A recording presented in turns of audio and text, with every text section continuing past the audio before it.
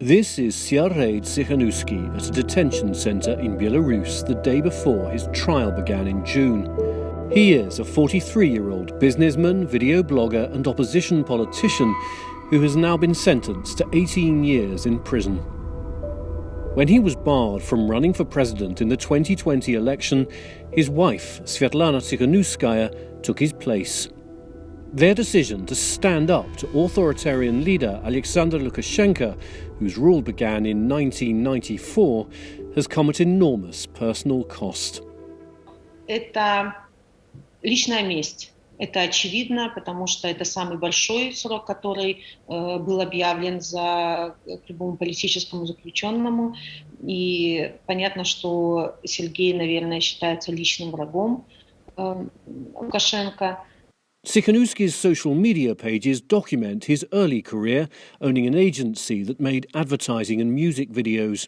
In May 2020, he spoke about this period in an interview with RFE-RL.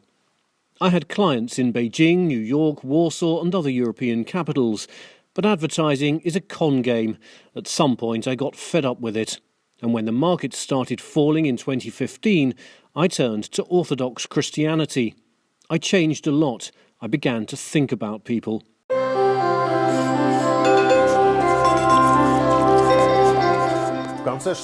In 2016, he bought a derelict building that he wanted to convert into a music venue. He later made this video explaining how his plans had been thwarted in battles with bureaucracy. It was one of many that sparked his new career as a video blogger. Я встречался с министром, с начальником отдела неоднократно, с этим специалистом. Я звонил им десятки раз туда. Я просто в прошлом году перестал уже им туда звонить. Просто перестал.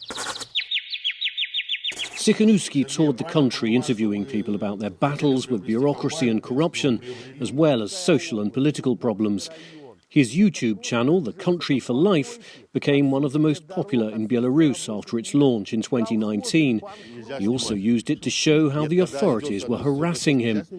This video of police detaining him in October 2019 has nearly 300,000 views, a large figure in a country of 9 million people. It was the perfect platform to announce a run for the presidency. This video has 460,000 views. Я был вынужден стать видеоблогером, потому что столкнулся с беспределом чиновников и преступной халатностью. Более 130 тысяч подписчиков на сегодняшний момент просят меня участвовать в этой кампании, потому что не верят и не видят ни одного кандидата, за которым они могли бы пойти, которому они бы могли доверять. Tsikhanouski encouraged supporters to come to rallies carrying slippers. It was, he said, because President Lukashenka was a cockroach who needed to be swatted. When the authorities responded by barring Tsikhanouski from running, he became the campaign manager for his wife's presidential run. But then this happened. Amateur video captured the moment Tsikhanouski was dragged off the street. He was initially charged with organising unauthorised rallies. 8 микроавтобусов приехало забирать Сергея. Обратите внимание, это незаконно. Они нарушают закон. Lukashenka had mentioned the couple for the first time just hours earlier, calling Tsikhanouski a scumbag and saying nobody would vote for a woman. But across the country, thousands of people lined up to add their signatures to Tsikhanouskaya's application to run in the election. Тот беспредел, что власть устроила позавчера с Тихановским, вот это меня сюда и привело. Мы сюда пришли, чтобы поддержать Сергея Тsikhanouskaya, который сейчас находится под следствием по спровоцированному делу. Tsikhanouskaya was allowed to run in the election, and her campaign quickly gathered momentum. In the run-up to the August 2020 vote, her supporters staged huge rallies in an unprecedented show of opposition to Lukashenka.